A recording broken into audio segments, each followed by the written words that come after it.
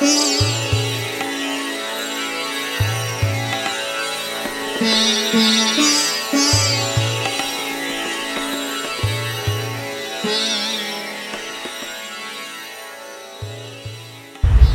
again. Today we're at Tavistock Square, and behind me we have Mohandas Gandhi, and he's here because of course he studied law in here in London. He was actually born in Gujarat in 1869 to a very devout Hindu family. He wasn't a great student, run of the mill, tended to be a little bit naughty. He married very young. At the age of 13 he was married. He married an older woman. His wife was 14 years of age. And at the age of 16 he became a father for the first time, but sadly that child passed away.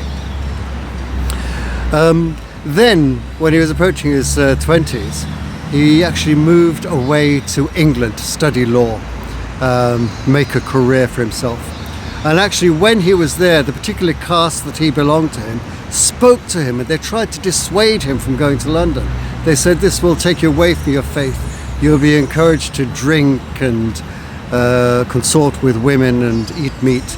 And he was actually outcasted. But he came over here, and his mother had actually stressed, look, you must make a solemn pledge to me that you will not forsake your faith. So he sought out the vegetarian society here, because the vegetarian food that his landlady was cooking was really bland, cabbage, boiled potatoes, that sort of thing.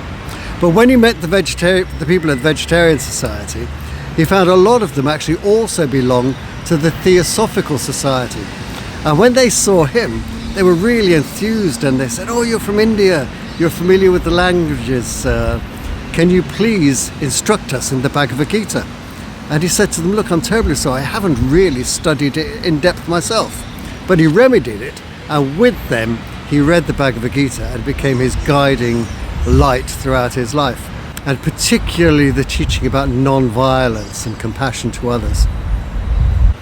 Whilst here, he also had a feeling for the working classes in the country, because there were strikes in the docks and so forth. And there was a Cardinal Manning who supported the strikers, and Gandhi went with him and he congratulated him on the work that he was doing there.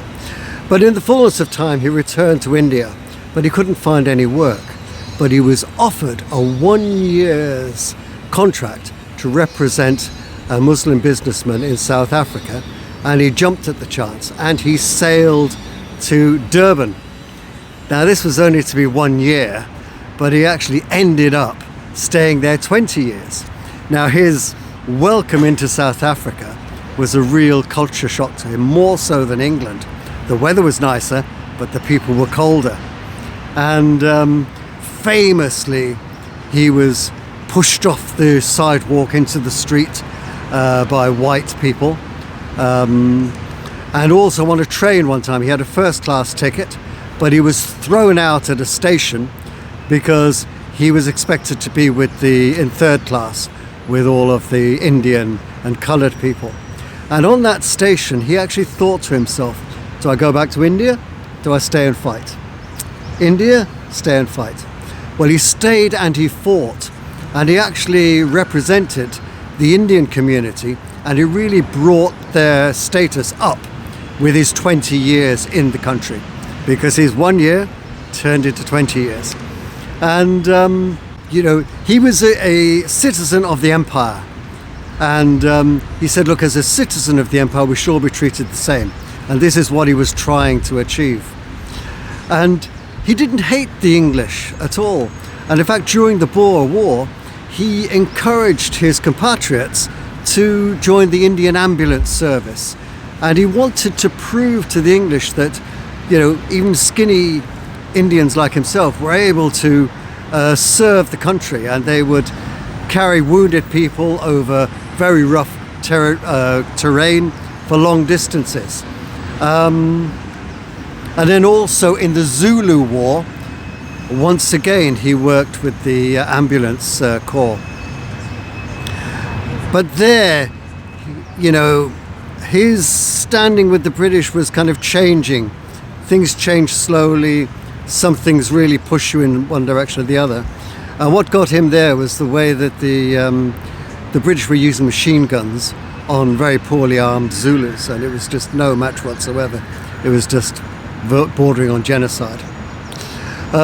Anyway, after his 20 years in South Africa, he went back to India, where he had built a huge reputation for himself, and he was fanfared and driven all around the country. And you know, he was, you know, representing the Indian people over there. But strangely enough, we always think of him as a man of peace. But when the First World War came around, he actually encouraged Indian people to join the armed services. And he sort of said, look, as citizens of the empire, we've got to represent the motherland. But they'd been given promises and so forth, and unfortunately the English weren't true to these promises. So he, through the teachings of non-violence, encouraged the people in India to resist English rule. And also he changed in his dress. He wore what he is wearing here. And not only that, but he actually spun the cotton to make his own clothes. And this was a kind of a political move as well, because the people in India, they were importing cotton from England. So this, you know, he wanted the Indian people to be self-sufficient. Also, whilst he was there, the landlords, the English, were encouraging people to grow certain crops. But this were cash crops, whereas the local people were used to growing food.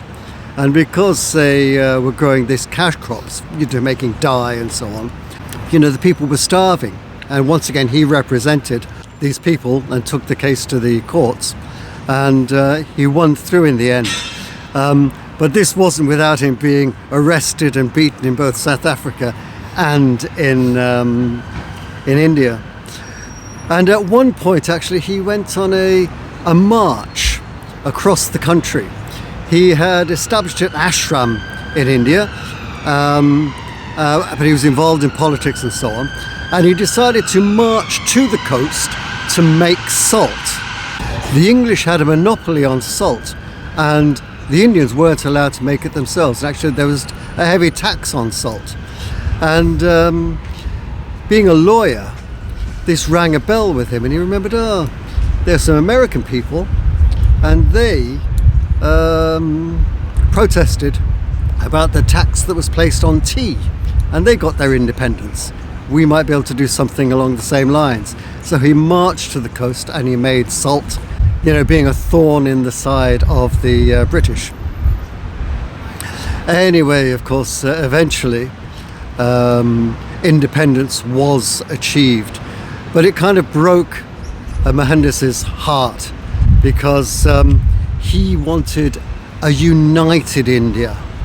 And of course then India was broken up into East Pakistan, West Pakistan, and India itself.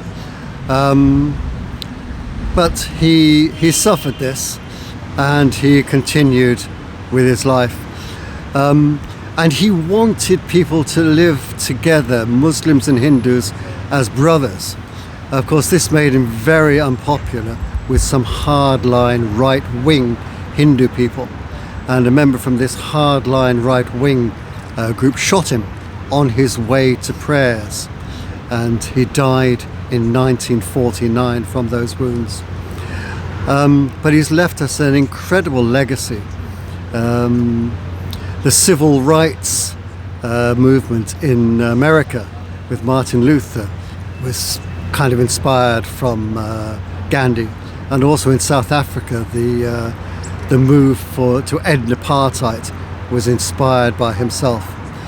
So here we are, and I hope Mahatma is warm inside, because it's a very cold day today. I can just imagine how he would be feeling. Anyway, thank you for watching. Take care now.